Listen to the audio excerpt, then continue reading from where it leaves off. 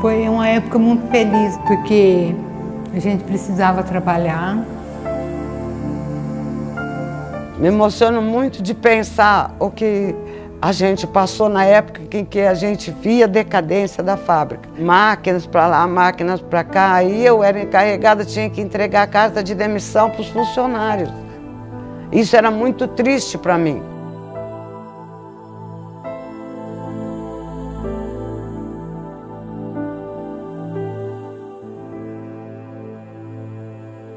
Incrível que pareça, toda noite eu sonho com o Matarazzo, que eu estou trabalhando, que eu estou conversando com um amigo, com outro. Eu olho aqui, eu estou vendo o Henrique Silva, lembro do José Inácio, lembro do Wilson Torati, lembro do finado do Pelicani, mais ali o Mário D'Agostini, do Henrique com a carrocinha, do Pontim. Ah, que saudade dessa gente.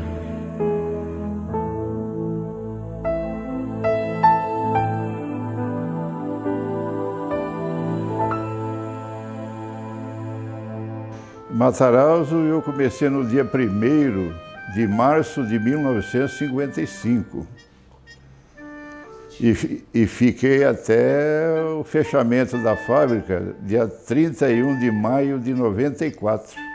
Foi o último dia que a fábrica trabalhou. No Matarazzo foi sofrimento. Quando viemos era o 9 de setembro de 78 e moramos nas casinhas na Silveira Martins, 944.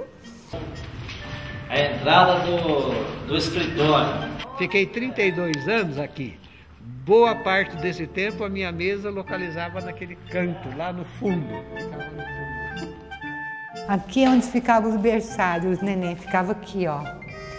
Nesse espaço era cheio de bercinho. Comecei a trabalhar na indústria Matarazzo como roqueira. Roqueira era distribuir cones com fios para tecelagem. Antigamente tinha que emendar o fio com a mão, arrebentar o fio. Já ultimamente não. Bem antes já, tinha uma maquininha que já o fio arrebentava, ela mesmo emendava o fio e ia embora. Só ninguém mexia. É tudo automático, né? Aí mudou tudo. Quando eu entrei na fábrica, em 54, só havia havia fiação e tecelagem. Eu entrei na Matarazzo para trabalhar como vigilante lá, né? Trabalhei 2 meses e meio como vigia. Inclusive, fiquei várias vezes na portaria, né? Como porteiro lá para substituir alguma falta, algumas vezes. Eu trabalhei no carrinho de fardo, exportação. E eu em 2 nós pegava 100 quilos, 200. Aí cheguei a pegar até 250 quilos para pôr no carrinho elétrico que tinha lá, para não levar para coisa para ir exportar para ir embora. Quando eu entrei a Matarazzo, era automática. Mas depois começou a chegar em maquinário mais moderno. Em 83 eu me aposentei e continuei como encarregado da brigada de contra-incêndio até 94. Então, Matarazzo, ele foi chamado para montar uma máquina de estamparia, porque aqui em Ribeirão não tinha essa máquina, ele só tingia o tecido, não estampava. Essas paredes, né?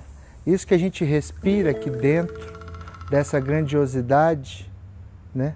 Que a gente respira aqui, é possível aí, de fato, sentir o que foi a grandeza do que eles chamam de Império Matarazzo, do Conde Matarazzo e do filho Conde Chiquinho. Foi uma época muito feliz, né?